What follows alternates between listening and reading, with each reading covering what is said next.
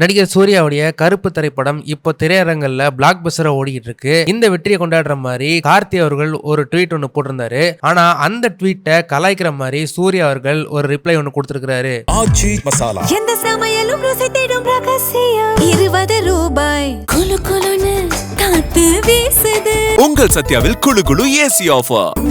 சத்யா நடிகர் சூர்யாவுடைய கருப்பு திரைப்படம் பல தடைகளை தாண்டி போன வெள்ளிக்கிழமை ரிலீஸ் ஆகி இப்போ திரையரங்கல்ல பயங்கர பிளாக் பஸ்டரா ஓடிக்கிட்டு இருக்கு. படத்துக்கு வர ரிவ்யூஸுமே ஓவர்வெல்மிங்லி பாசிட்டிவாவும் இருக்குது. பாக்ஸ் ஆபீஸ் வைஸுமே சூர்யாவோட முந்தைய படங்களோட ரெக்கார்டெல்லாம் வெகு விரைவில் எல்லாமே உடச்சுக்கிட்டே வருது. ஒன்னொன்னா ரிலீஸ் ஆன 4 நாள்ல இது வரைக்கும் மொத்தமா 147 கோடி ரூபாய்க்கு மேல வந்துட்டு வசூல் பண்ணியிருக்கிறதா வந்து சொல்றாங்க. இது தமிழ் சினிமா வரலாற்றிலேயே ஒரு மிகப்பெரிய ஒரு கம்பேக் அப்படின்னு தான் சொல்லி ஆகணும்.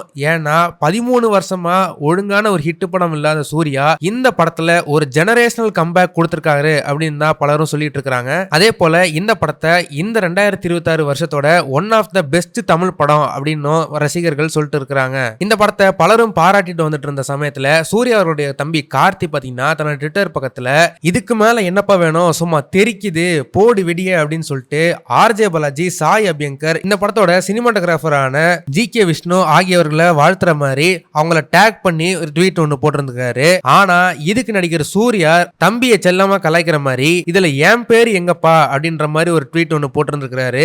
இந்த ட்வீட்டை பல ரசிகர்கள் வைரலா ஷேர் பண்ணிட்டு வராங்க. அதே போல பல திரைப்பிரபலங்கள் சூர்யா அவர்களுக்கு வாழ்த்து தெரிவிச்சுட்டு வராங்க.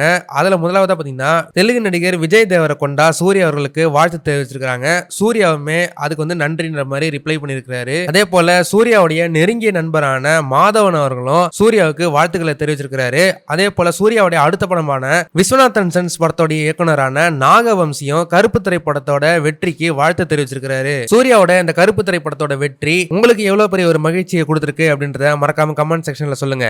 இந்த வீடியோ உங்களுக்கு பிடிச்சிருந்தாக்கா மறக்காம லைக் பண்ணுங்க, ஷேர் பண்ணுங்க. இதே மாதிரி தொடர்ந்து நிறைய இன்ட்ரெஸ்டிங்கான வீடியோஸ் பார்க்க வீட்டாகிஸ் சேனலை சப்ஸ்கிரைப் பண்ணுங்க.